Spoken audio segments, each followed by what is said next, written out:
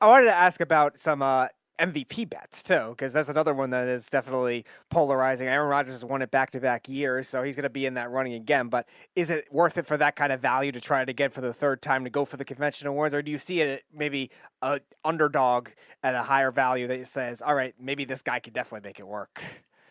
Yeah, I need to pull up these odds if we're going to be talking about this because I don't know what they are. I searched the other day, Jack. I saw one the other day. It said Zach Wilson had like high MVP numbers too, and I went, what? Where did that come from? You know? So I'm like, I don't know.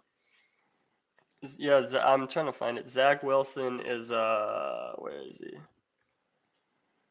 He's 130 to 1, which is like a 0.7% chance to win MVP. So That's it. I'm if putting you my bet money on Zach, baby. That if you bet Zach lover, Wilson, thick-legged bastard is going to get the MVP. That's it. you could be a rich man in Let me 6 tell you, months. That's it. Done. He beats the Patriots twice. We're going to the Super Bowl. But for the question, I would not bet Rodgers without Adams. I mean, his receiver one right now is Alan Lazard.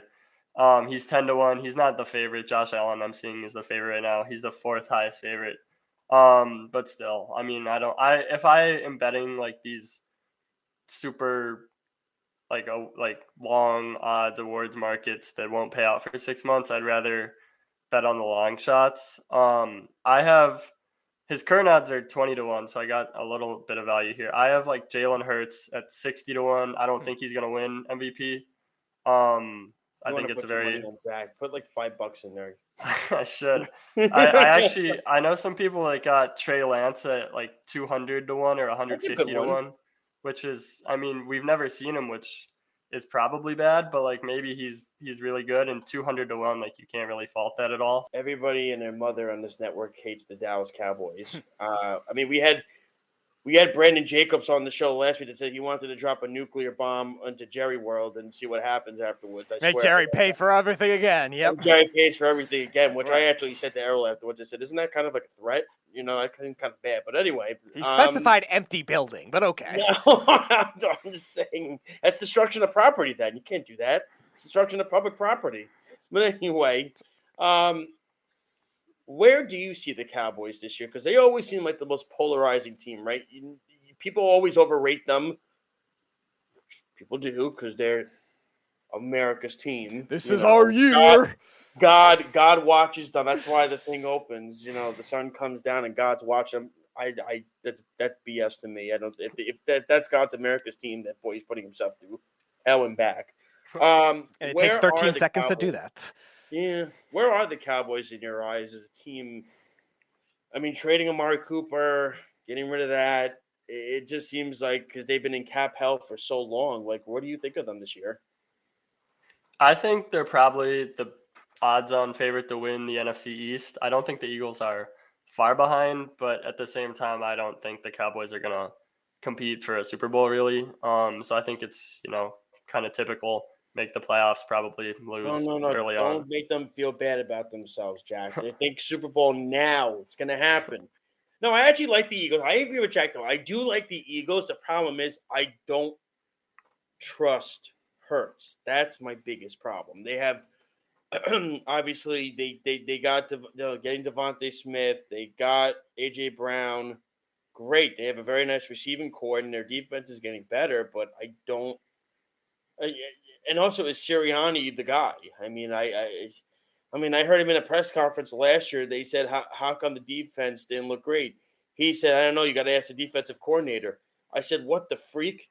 I mean, the defensive coordinator was intervied for a couple head coaching positions. Yeah, I said, dude, you're the head coach. That's how you answer the question. You got to ask the defensive coordinator. You're the head coach. That sounded like something Adam Gase would do. Adam Gase was looking at his Burger King menu. Oh, my God. Errol was mocking at the beginning of the season. He thought he was the next Adam Gase. Meanwhile, they actually made the playoffs. They actually did make the playoffs. But it's just, I don't know. I always just find the Cowboys, the fans are always overrating them, and they fall. It's always usually in the midseason, right? They'll start off the year like, 5-1. Mm-hmm. Dak looks great. December Dallas. Then they fall apart. Everything's running well, and then poof. Really quick before Speedy goes again, what are your thoughts on Denver getting Russell Wilson? Because I've seen people still not as high on Denver. They love the Chargers, and they're scared to go against Mahomes. and the people are really just mess. Who is it? It's the Chargers and the Raiders. The Raiders. People love the Raiders with the Carr Adams dynamic. People are not as high on Denver as some think they are. What are your thoughts on the AFC West and who wins that? Yeah, my take would be I'm going to go with Kansas City winning the division, and then I would have the Chargers second. I think with Herbert, they upgraded their defense, and I think Staley's a good coach. But like the whole division is good. Like I think all four of those teams could win 10 games, and it wouldn't surprise me at all. I don't think they all will win 10 games just because like they play each other. But I think you could see possibly 3 teams from that division make the playoffs, and that wouldn't be that crazy.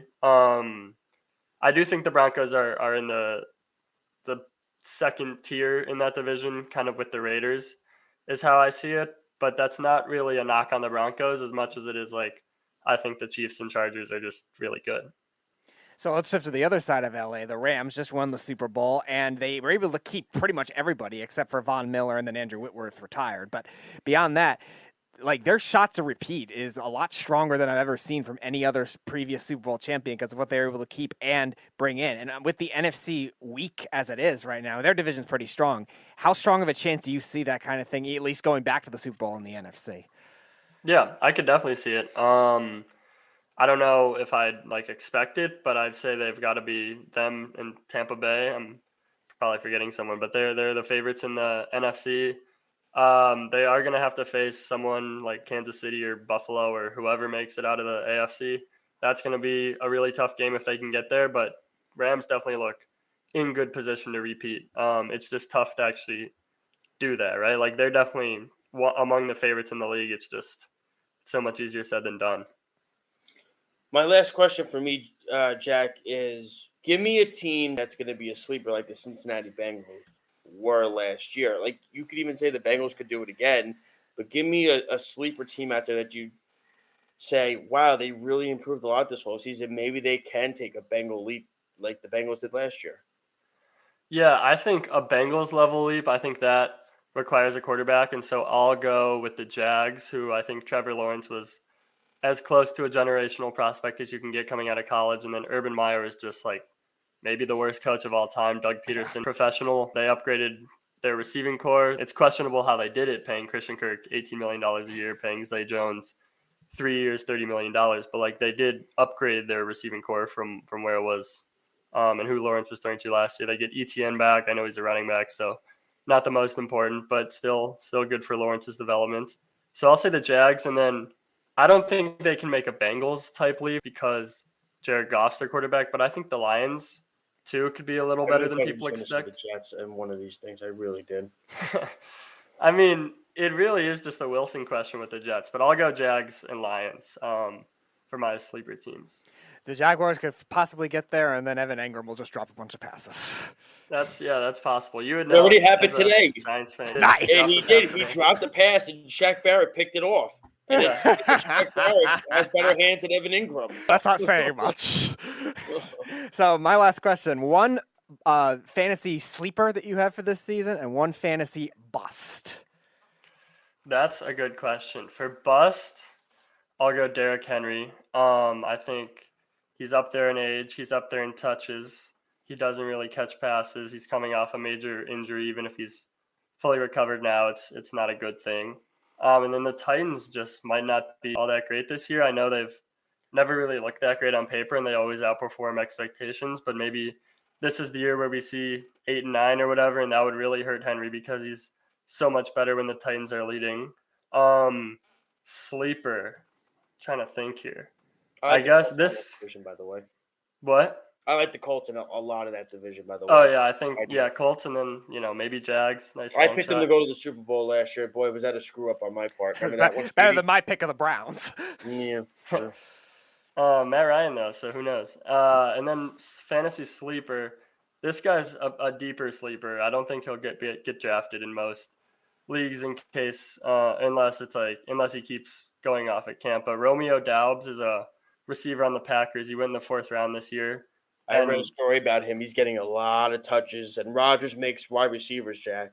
Yeah, the Packers don't really have great receivers. Alan Lazard's the receiver 1. He's not a bad player, but is he a true wide receiver 1? I don't know. And then Christian Watson, who they drafted in the second round, is on the PUP list right now, as is Sammy Watkins. So Doubs is getting first team reps in camp, and I think he could be fun. I think it's like a low chance he goes off, but probably better than most people would give him credit for. I think he's a fun sleeper. Sammy Watkins is on the PUP list now. Then he'll come back for week 1, go off, and then he'll get hurt again, or he'll exactly, yeah. Opening the door for Romeo Doubs. There you go. The week 2 breakout, Romeo Doubs. There you go.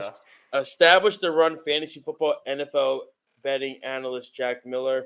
Jack, thank you so much for joining us tonight, man. Before we let you go, how can the fans reach out to you on social media and all that good stuff? Yeah, my Twitter, JackMiller02. And then I write and do content and podcasts and all that good stuff for Establish the Run, establishtheRun.com. So that's where I'll be this NFL season. And thank you guys for me. This was a good time. Thank you. Awesome. Thanks for joining us. Like I said, it was good because you didn't get the Errol experience. You could tell by the comments. I'm back for one show, and I have like the Speedy. Do I not have like the biggest fan support tonight? Yeah, anybody? Yeah. Carl just jumped in already. He's got 5 comments. Insane. I jump and I got 5 guys. Josh is back, thank God. So it's like But Jack, seriously, thank you so much. And by the way, I'm gonna DM you at some point when the Jets are 8-1, and I bet that $5 on Zach Wilson, and I'm gonna say for MVP, and I'm gonna say, you see. That'll be like Jack, you might have a new Twitter account by then. At that point, whenever the Jets start a season 8-1. Take care, Jack. Have a good one, man. Thanks for joining us. You too. See you guys.